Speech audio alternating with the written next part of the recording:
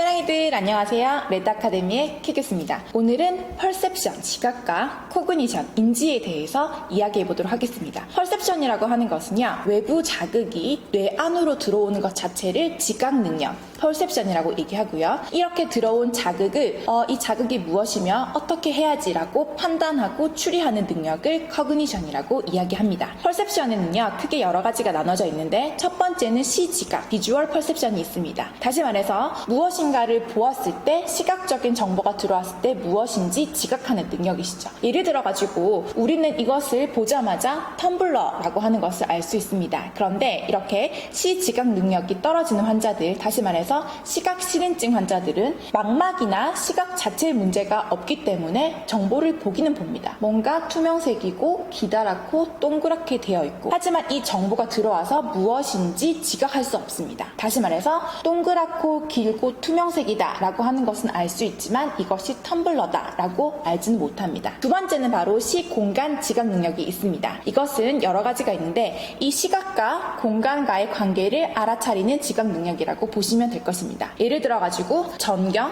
그리고 배경, 앞에 있는 그림과 뒤에 있는 배경을 구분한다거나 공간적인 개념, 옷을 입는다거나 아니면 집에 있는 그림을 그린다거나, 그 다음에 공간 내 위치 감각, 다시 말해서 똑같은 그림을 90도로 좌우로 돌렸을 때 같은 그림이다 라고 알아차릴 수 있는 능력, 이런 것들이 바로 시공간 지각 능력입니다. 그리고 가장 중요한 것이 바로 운동 지각 능력입니다. 목적 있는 움직임을 계획하고 수행하는 능력을 바로 운동 지각 능력이라고 얘기합니다. 다시 말해서 실행력이 있다와 없다로 나뉠 수 있을 것입니다. 이렇게 실행력이 있고 없고 혹은 실행력에 문제가 생기는 것을 바로 실행력이 없다라고 해서 에이프락시아라고 이야기합니다. 에이프락시아라고 하는 것은 다음에 다시 이야기하도록 하겠습니다. 그렇다면 이 코그니션이라고 하는 것은 무엇일까요? 인지 능력은 금방 말씀드린 것처럼 여러 가지 감각들이 들어오고 이 감각들을 보고 판단하고 추리하고 유추할 수 있는 능력들을 코그니션이라고 얘기합니다. 코그니션 중에서 가장 기초적인 능력이 있는 대로 바로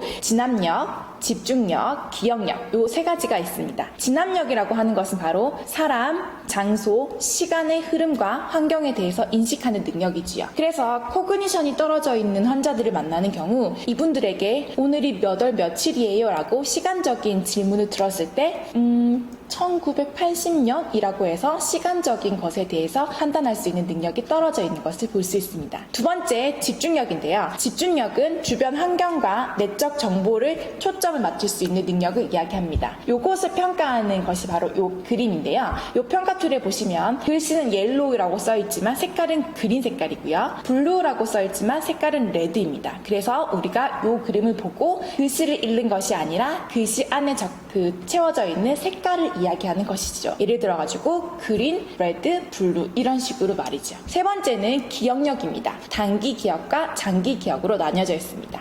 그리고 이 인지 능력은 상위 능력이 있는데요. 상위 능력은 말 그대로 추상적인 것이 가능한 것입니다. 예를 들어가지고 어떤 문제를 주었을 때 이 문제를 해결할 수 있는 능력. 지금 비가 막 내리고 있는데 이 비가 내렸을 때 빨래를 걷어야 된다. 어떻게 하시겠습니까? 혹은 길거리를 지나가다가 주민등록증을 주었어요. 어떻게 하시겠습니까? 라고 하는 것처럼 문제 해결할 수 있는 능력, 추론 능력, 개념 형성 능력 이런 것들이 있습니다. 그리고 가장 상위의 능력으로 가지고 있는 것이 바로 메타인지입니다. 메타인지는 무엇인가를 내가 정보를 받았을 때 이 정보를 내 스스로 처리를 하여서 요약하거나 정리하여서 말할 수 있는 능력, 설명할 수 있는 능력을 이야기합니다. 여러분들 퍼셉션과 코그니션 조금 더 간략하게 이해하셨나요? 조금 더 이야기들이 많은데요. 이것은 캐교수의 클래스에서 다루도록 하겠습니다. 오늘의 내용도 도움이 되셨다면 좋아요와 구독 버튼 꾹꾹 눌러주세요. 다음 시간에 또 만나요.